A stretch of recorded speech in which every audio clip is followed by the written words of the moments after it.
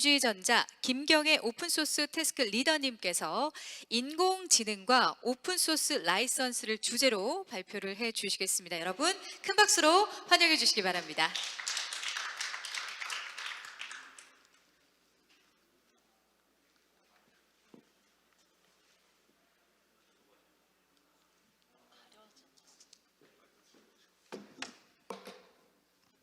네, 마이크 준비를 좀 하고 계신데요. 인공지능과 오픈소스 라이선스를 주제로 발표해 주실 우리 김경애 오픈소스 태스크 리더님, 여러분 다시 한번 큰 박수로 환영해 주시기 바랍니다. 네.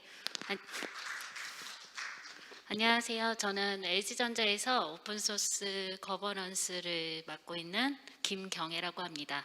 제가 여기서 맨날 발표할 때마다 처음에 설명드리는 게 저는 법률가가 아니다라는 말씀을 드리는데, 오늘은 한 가지를 더 추가해야 될 것 같은데, 저는 인공지능 개발자가 아니기 때문에 혹시나 인공지능 관련된 내용에서 좀 이상한 내용이 있거나 이러시면 나중에 저에게 따로 좀 연락을 주시면 제가 다음 발표에는 좀 보완해 드리도록 하겠습니다. 제가 인공지능 학습과 오픈소스라는 주제로 발표를 하게 된 계기는, 제가 전사적으로 이제 오픈소스 거버넌스 역할을 하고 있는데, 최근에 인공지능 관련된 오픈소스가 많아지다 보니까 오픈소스랑 관련된 인공지능에 대한 문의들 그리고 쟁점들을 발견하게 됐고요. 그래서 이런 것들이 우리만 겪고 있는 문제는 아닐 것 같고, 여러 기업들 또 여러 개발자들도 굉장히 궁금해하는 그런 이야기일 것 같아서, 제가 오늘 정답은 이거다라고 말씀드릴 수 있는 건 아니고요. 저희가 이런 경험을 했고 아마 다른 회사에서도 이런 경험을 하게 되시거나 혹은 하고 계실 것 같아서 공감대를 형성하고자 나오게 됐습니다.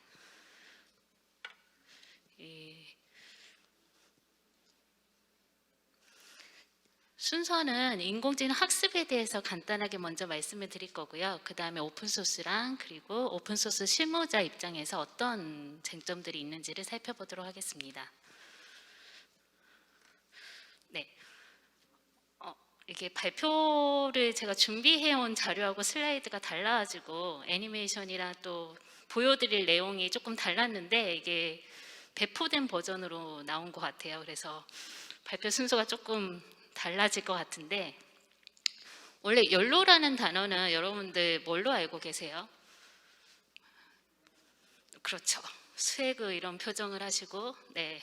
연로라는 단어는 저는 You only live once, 우리 한 번 사는데 인생 즐기면서 살자, 이런 단어로 알고 있었는데요. 연로라는 단어를 제가 업무적으로 접하게 됐는데, 연로라는 단어는 인공지능 쪽에서는 You only look once라는 실시간 객체 기술, 객체를 확인하고 검출하는 그런 기술로 많이 알려져 있더라고요. 근데 제가 인공지능을 하지 않는데 이 연로라는 거 어떻게 알게 됐냐면, 문의가 들어왔어요. 어떤 문의가 들어왔냐면, 네,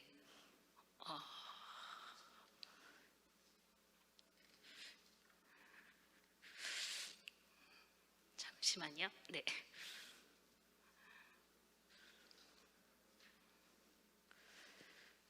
인공지능 학습은, 인공지능이 학습이라는 건 많이들 아시겠지만, 수많은 강아지와 고양이가 있다고 한다면 그 이미지를 학습한 다음에 어떤 그림을 보고 강아지와 고양이를 확인할 수 있는, 이거를 사람처럼 알아낼 수 있는 걸 인공지능 학습이라고 얘기를 하잖아요.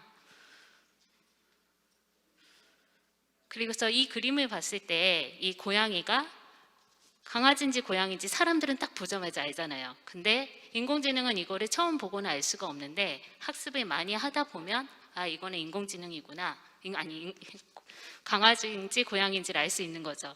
제가 이 고양이 그림을, 이게 저작물하고 관련된 컨퍼런스다 보니까 어디서 이렇게 이미지를 따온 게 아니고 직접 지인한테 고양이 사진 하나 부탁했는데요. 그 친구가 이 고양이가 이런 컨퍼런스에서 발표된다고 하니 굉장히 기뻐하면서 이 고양이 이름이 르네라고 알려주었습니다. 그래서 제가 처음에 이 그림을 두 개를 고른 이유는, 왼쪽에 있는 고양이는 누구나 보고 딱 인공지능 학습을 조금만 시켜도 고양이인 거를 알아챌 수 있는데, 저렇게 오른쪽에 뭔가 귀여운 모자를 씌우면 저거를 강아지인지 고양이인지를 인공지능은 좀 알아보기가 어려울 수도 있겠죠. 하지만 인공지능 학습을 더 많이 시키고 더 잘 학습된 인공지능이라면 왼쪽 그림뿐만이 아니라 오른쪽 그림을 보고도 고양이란 걸 쉽게 알아낼 수 있는 거죠. 그럼 어떻게 해야 인공지능 학습 결과가 더 좋게 나올까요? 그거는 그 알고리즘도 좋아야 되지만 데이터 학습을 굉장히 많이 해야 되는 거죠. 그런 의미에서 이제 데이터 셋이라는 개념이 나오게 되는데요. 인공지능 학습을 위해서 데이터를 많이 필요로 하기 때문에 인공지능 학습을 잘하기 위해서는 이런 데이터셋을 필요로 합니다. 근데 데이터셋을 우리가 일부러 구하기가 힘든데요. 인공지능 학습을 같이 열심히 하고자 하는 여러 단체들, 기업들에서 인공지능 데이터셋을 이렇게 공개해 놓은 경우가 많이 있습니다.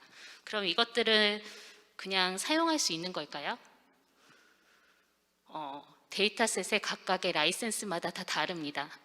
옆에 트랙에서 지금 공유 저작물 하고 있는 것처럼 CC 라이센스로 배포되는 데이터셋도 많이 있고요. 상업적 이용을 하지 않는 경우에만 사용 가능한 CC by NC 라이센스로 배포가 된다던가 아니면 리서치 온리로 배포가 된다던가 이런 다양한 라이센스들이 많이 있는 거죠. 그래서 저희가 이제 접하게 되는 거는 그런 기업에서 이런 데이터셋을 자유롭게 사용할 수 있는가입니다. 그래서 저희는 이제 인공지능 학습하고 오픈소스에 대해서 고민을 하게 됐는데요. 예를 들어 욜로라는 라이센스를 저희가 처음 접하게 된 거는 이 다크넷이라는 오픈소스 때문입니다. 이 다크넷이라는 거는 인공지능 학습을 위한 신경망 프레임워크인데요. C로 작성된 오픈소스 프로젝트로 이미지넷과 MS 코코라는 데이터셋을 이용하고 있습니다. 근데 이 다크넷이 욜로 라이센스로 배포가 되고 있는 거예요. 그래서 저희가 4, 5년 전에 처음에 문의가 왔을 때 욜로 라이센스는 의무사항이 어떻게 되나요? 라는 질문을 처음 접한 거죠. 그래서 그때는 실은 최근 전까지는 이 욜로 라이센스가 그냥 우리가 흔히 아는 자유롭게 살자 이런 의미의 인생 한 번뿐 즐기자 이런 의미의 라이센스라고만 생각을 했어요. 근데 나중에 알고 보니 이 욜로 라이센스는 욜로라는 프레임워크 알고리즘을 위해서 나왔던 라이센스였던 거죠. 욜로 라이센스 버전 1은 이렇습니다. 제가 예전에 이 라이센스를 자주 소개해드렸던 이유는 이 라이센스 텀이 굉장히 재미있고 특이하고 의무사항이 뭔지를 알 수가 없는 애매모호한 개발자 스타일의 라이센스였기 때문이었는데요. 라이센스를 읽어보시면 이게 단어가 맞나 싶을 정도로 대문자로 쓰여진 단어 중에 이해가 안 가는 내용들도 있고요. 근데 이제 태그에 욜로, 스웨그, 블레이지 이렇게 써져 있는 거예요. 여기 젊은 친구들은 익숙한 단어일 수 있겠지만 저는 블레이즈잇이 무슨 의미인가 라고 이렇게 찾아보게 됐거든요. 그냥 내용은 자유롭고 즐기고 이런 내용인 것 같아요. 근데 이렇게 라이센스를 내놓으니까 여러 개발자들이 계속 문의사항이 많았나 봐요. 그래서 욜로 라이센스가 버전 2로 업그레이드가 됩니다. 세 번째, 2번 마지막 줄 보이세요? 얼마나 이 욜로 라이센스에 관련해서 문의사항이 많았는지 제발 나한테 이메일 좀 그만 보내. 네 마음껏 써. 이건 퍼블릭 도메인이야. 라고 요약 정리를 해준 거죠. 그래서 흔히도 우리 개발자들이 아는 BSD, MIT 이런 뭔가 명문화된 이런 라이센스가 아니라 이름부터 욜로인 욜로 라이센스는 개발자들에게는 자유롭게 사용할 수 있는 라이센스다라고 알려주고 있습니다. 그래서 저희 입장에서 오픈소스 거버넌스를 담당하는 실무자 입장에서는 개발자가 문의를 하는 거죠. 욜로 라이센스로 배포된 오픈소스는 의무사항이 뭔가요? 라고 물어봤을 때 자유롭게 사용하시면 됩니다. 아무 의무사항 없고 기업에서도 자유롭게 사용할 수 있습니다. 까지가 저희의 답변인 거죠. 그런데 이거를 알고 보다 이제 공부를 하다 보니 아까 처음에 제가 다크넷이 이미지넷과 MS 코코라는 데이터셋을 사용하고 있다고 말씀을 드렸잖아요. 그래서 이미지넷에 대해서 확인해 보니 굉장히 많은 10억 장 이상의 그림에 이미지에 레이블을 해 놓은 거예요. 이걸 레이블해서 분류하는 프로젝트인데요. 이 이미지셋의 라이센스가 뭔가를 확인해 봤더니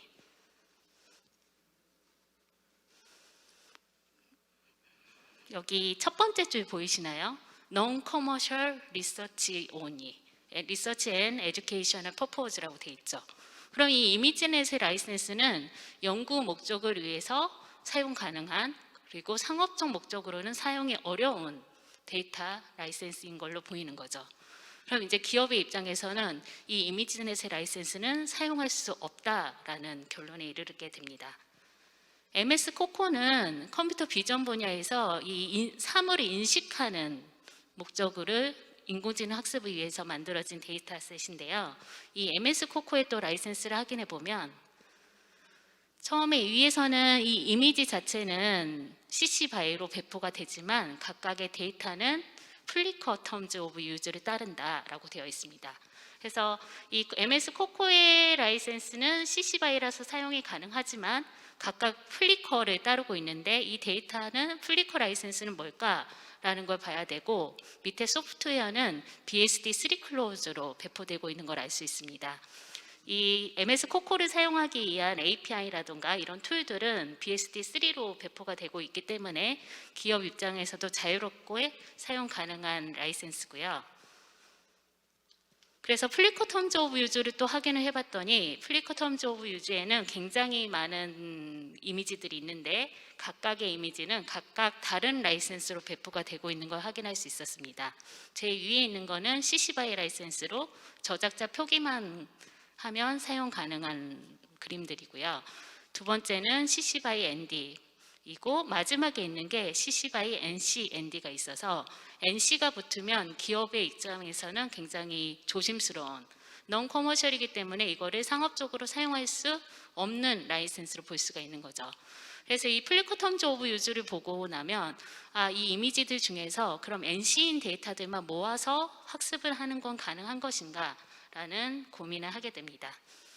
그래서 저희가 결론적으로 내린 거는 예전에는 다크넷이라는 오픈소스를 물어봤을 때 이거는 다크넷은 욜로 라이센스로 배포가 되기 때문에 자유롭게 사용이 가능합니다 라는 답변에서 끝낼 수가 있었다면 이제는 다크넷이 인공지능 프레임워크인 걸 알고 있었고 그러면 각각의 인공지능 프레임워크는 각각의 데이터셋을 사용하고 있는 경우가 많고 그 데이터셋은 또 어떤 데이터를 수집하고 있는 거의 집합인데 그렇다면 인공지능 오픈소스를 활용했을 때는 처음에는 그 오픈소스의 라이센스를 확인해야 하고 그 오픈소스가 가져다 쓰는 데이터셋의 라이센스 그리고 그 데이터셋이 가져다 쓰는 데이터의 라이센스까지를 확인해야 가는 이런 과정을 거치게 되는 거죠. 이렇게까지 하면 거의 사용할 수 있는 오픈소스가 없는 게 아닌가라는 결론에 다다르게 되는데요. 이건 각 기업에서 리스크를 어느 정도 테이크할 것인지 NC를 꼭 사용할 수는 없는 것인지 각각의 해석에 따라서 혹은 각각의 법무 경험에 따라서 달라질 수 있는 문제로 보입니다. 그래서 제가 관련 소송 사례를 하나 말씀드리려고 하는데요. 인공지능 분야에서 관련된 소송이 하나 생겼어요. 그래서 저희는 이 소송의 판결이 어떻게 나올지에 대해서 굉장히 궁금해하고 있습니다. 소송 사례를 간단히 말씀드리면요. 스탁피쉬라는 단어가 저 생선의 이름이더라고요. 가운데 생선 보이시죠? 그 스탁피쉬라는 오픈소스 프로젝트가 인공지능으로 학습된 체스 엔진입니다. 굉장히 잘 만들어진 엔진인가 봐요. 저희 바둑 같은 것도 알파고로 하면 지는 만큼 이 체스 엔진도 좀 잘 만들어진 엔진으로 보이는데 체스베이스라는 독일 회사가 이 체스 엔진을 이용해서 소프트웨어를 만드는 거죠. 저기 있는 페프리츠 2.0과 하운디니 6라는 게임이 이 체스 엔진을 직접 사용하고 있었습니다. 참고로 이 스타피쉬는 GPL 3.0으로 배포를 하고 있습니다. 그래서 이 페프리츠랑 하운디 6가 스타피쉬를 이용하고 있는데 스타피쉬를 사용한 걸 알고 이제 커뮤니티에서 이거 GPL 3.0인데 너네 소스 공개하지 않았기 때문에 판매를 중지해달라라는 요청이 온 거죠. 그래서 오케이 하고 판매 중지를 했어요. 그러면 거기서 끝나야 되는데 다음에 페프리츠 2의 SE 버전을 만들어서 거기에서 또 스타피쉬를 사용한 거죠. 그리고 소스 코드 공개도 했어요. 그러면 의무사항을 난 다 했어 라고 할 수가 있는데 거기에서 인공지능 학습 결과인 웨이트 값을 공개하지 않습니다. 이 웨이트 값이란 게 인공지능 엔지니어들한테는 쉬운 개념인데 저희한테는 좀 어려운데 하여간 저 숫자가 굉장히 중요하고 숫자의 결과에 따라서 인공지능의 학습, 아까 강아지와 고양이를 인식하는 그 결과의 수준이 달라질 수 있는 부분이거든요. 그래서 스탁피쉬 커뮤니티는 체스 베이스 쪽에 그 웨이트 값까지 공개를 하라라고 요구했지만 그거를 지키지 않아서 결국 소송을 제기하게 됩니다.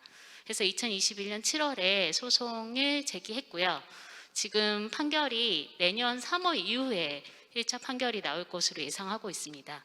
그래서 미국의 헤더미커라는 변호사는 이 GP의 3.0인 뉴럴 네트워크의 웨이트 값이 파생 저작물의 범위에 드는 것인가를 굉장히 저희의 모든 관심이 쏟아지고 있고요. 만약에 이게 아파치 2.0이나 뭐 MIT 같은 퍼미시브한 라이센스로 공개가 되었다면 어차피 소스 공개 의무가 없기 때문에 웨이트 값 공개 여부가 중요하지 않는데 이 GPL이라는 카피레프트 라이센스로 배포가 됐기 때문에 이 파생 저작물의 범위가 어디까지인가가 굉장히 많은 관심이 갖고 있고 판결이 나온 후에 인공지능 학습에 큰 변화가 있지 않을까 하는 생각을 하고 있습니다. 그래서 오픈소스 컴플라이언스 실무자 입장에서 생각을 한다면 그럼 우리는 어떤 걸 좀 더 깊게 봐야 되는가에 대해서 저희가 고민을 하게 되는데요.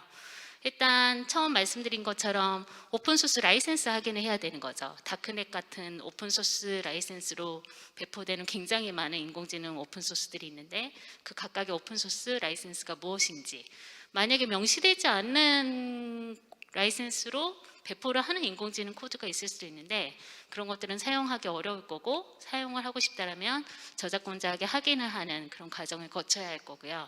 각각의 오픈소스 그 사이트에 가서 보면 어떤 경우는 데이터셋을 명시해 주는 경우들이 있어요. 아까 다크넷처럼 이거는 이미지넷과 MS 코코를 사용하고 있다고 알려주기도 하는데 가끔은 전혀 언급이 없는 경우가 있어요.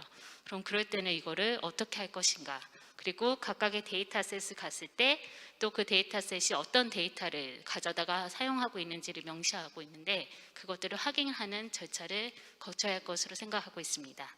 그리고 또 두 번째 관점에서 데이터셋을 재배포하는 게 가능하기도 하고 가능하지 않기도 하거든요.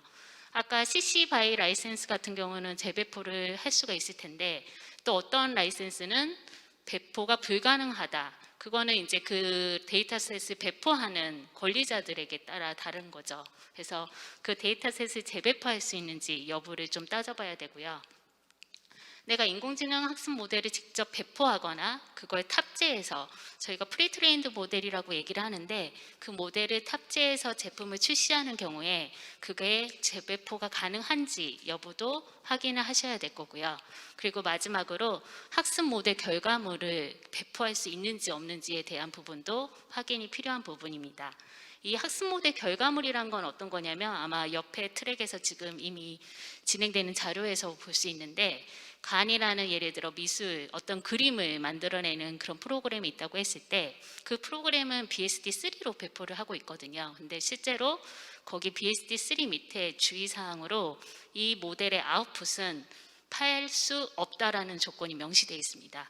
그런 것처럼 이 학습 모델의 결과물에 대한 라이센스를 다시 확인할 필요가 있는 거죠. 거기에선 BSD3처럼 보였지만 마지막 한 줄에 의해서 BSD3랑은 좀 다른 학습 모델 결과물은 팔거나 팔 수 없다라고 돼 있다면 저희는 그 모델 결과물을 활용할 수 없을 수 있기 때문입니다. 그리고 마지막으로 이제 데이터를 여러 기업이나 또 연구기관에서 데이터셋을 많이 배포하고 계시는데요. 이 데이터셋을 배포하기에는 적합한 라이센스를 선택하는 게 중요합니다. 예를 들어 소스 코드를 배포할 때는 오픈소스 라이센스로 배포를 많이 하고, 그리고 다큐멘테이션들은 다큐멘트에 적합한 라이센스, 그리고 폰트는 뭐 폰트에 적합한 라이센스가 있는 것처럼 데이터셋은 가능하면 데이터 배포를 위한 라이센스를 적용하는 게 좋은데요. 리눅스 파운데이션에서는 CDLA라는 저기 오타가 있는데 CDLA, 퍼미시브하고 쉐어링 두 가지의 분류로 라이센스를 발표를 했는데 퍼미시브가 저희가 흔히 알고 있는 퍼미시브 라이센스고요.